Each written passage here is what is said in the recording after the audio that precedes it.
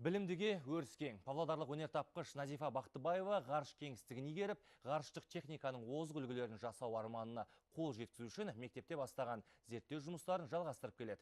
Қаныш Сатпаев атындағы Қазақ ұлттық техникалық университетінің 2-ші курс студенті халықаралық олимпиадалар мен конференцияларға да белсене қатысуда. Болашақ ғарышкердің жоспарлары туралы тілшіміздің бейнематериалында. Аспан әлеміне деген қызығушылық Назифада бала кезден пайда болған.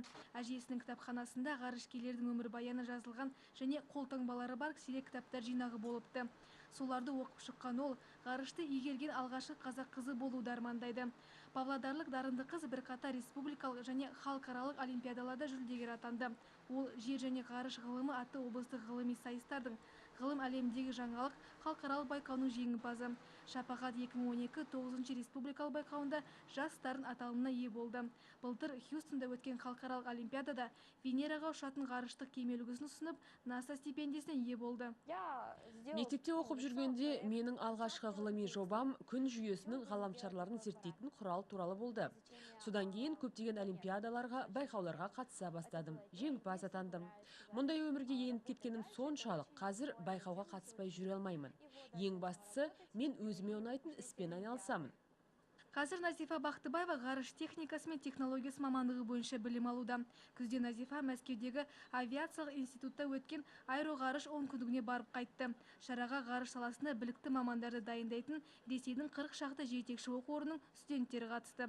Қазақ ұлттық техникалық университетінен бұл конференцияға 13 студент барып, Назифа Бақтыбаева баяндамасы үшін жоғары дәрежелі дипломмен марапатталды.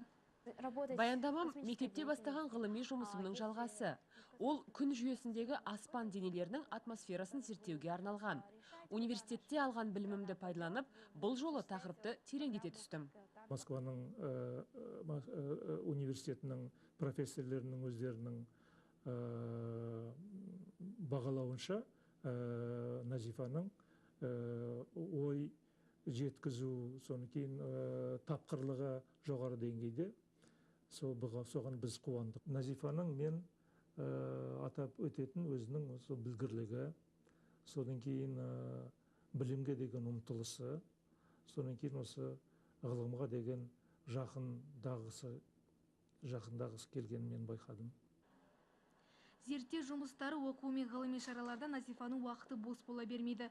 Қолы қалт еткен кезде ол сурет салып, мәнеліп сырғанаумен айналысады. Назифа алдына үлкен мақсаттар қойып отыр. Өз еңбегімен болашақта Қазақстан ғарыш саласының дамуына үлесін қосатынын айтады. Динара Сарвар, Абен Нарымбаев, Алматы.